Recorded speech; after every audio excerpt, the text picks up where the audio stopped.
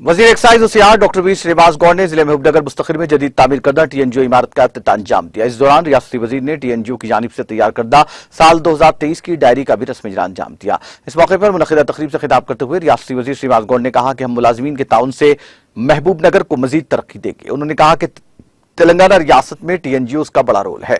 उन्होंने कहा कि रियासत तेलंगाना की तश्कील में मुलाजमीन, असातिज़ा और पेंशनर्स का अहम रोल रहा है। इस बात को जहन में रखते हुए रियासत के वज़ीर आला केसीआर ने पहले पीआरसी में जो मांगा था उससे ज्यादा पीआरसी दिया और इस तरह दूसरे पीआरसी में भी ज्यादा दिया। उन्होंने कहा कि रियासत में ऐसी तनख्वाहें जिसकी मुल्क भर में कहीं नजीर नहीं मिलती। उन्होंने कहा कि रियासत में तनख्वाहें मरकज पीआरसी से ज्यादा हैं। रियासती वजीर ने सीपीएस पेंशन सेंटर को हटाने पर अफसोस का इजहार करते हुए कहा कि इन हुकूक के इस्तेमाल के लिए इक़दाम करने की जरूरत है। उन्होंने कहा कि अफसरान और मुलाजिमीन गलतियां न करें, जिंदगी में सिर्फ अच्छा काम बाकी रहता है। दूसरों के लिए काम करें और कम्युनिटी के अफराद गैर जानिबदारी से काम करें।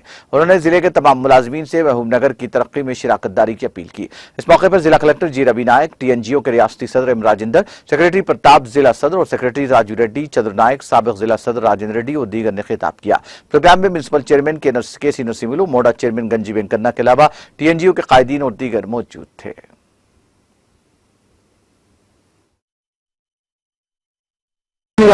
నేను ఒక వ్యక్తిగా, సామాన్య వ్యక్తిగా ఉండి స్టార్ట్ చేసి ఈరోజు అంచెలంచెలుగా మీ అందరి సహకారంతో మీ కుటుంబ సభ్యులు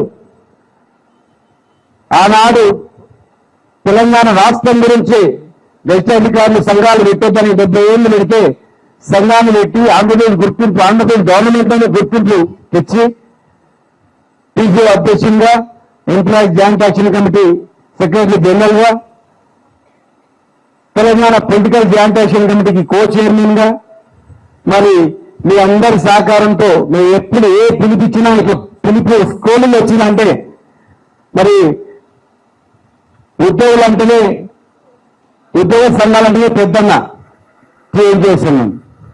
మరి తెలంగాణ ఎంప్లాయీస్ చేసిన పెద్దన్న పాత్ర పోషిస్తూ అందరినీ కడుపులో పెట్టుకొని ఎవరికి ఇబ్బందులు వచ్చినా అటెండర్ అని కానీ ఆఫీసర్ అని కానీ కాకుండా అలా ఎంప్లాయీస్ చైర్మన్ ఉంటే మేము ఉన్నామని చెప్పి కలుపుకొని ఆనాడు ఉద్యమానికి నాయకత్వం వహించి టీఎన్జీఓ అధ్యక్షులు